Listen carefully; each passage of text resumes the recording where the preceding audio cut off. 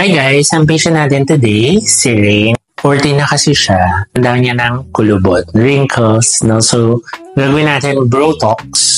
Dami ko actually patients na lalaki na nagpapabotox, no? Hindi na yung babae lang nagpapabotox. Kung nagpapabotox, mga doc kong lalaki nagpapabotox kahit mga staff. Let's normalize Botox for guys. Botox. Start na tayo with the markings.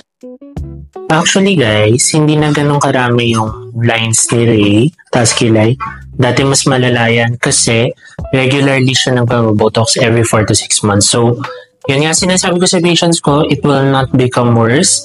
In reality, no, nasusustain yung results ng Botox kasi nga hindi mo nagagalaw yung muscles mo for a period of time. Okay, so don't be scared if hindi mo siya mauulit.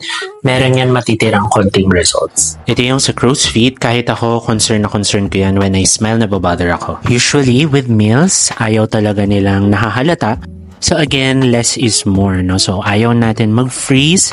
Gusto natin nagagalaw pa rin, especially ng male patients, no?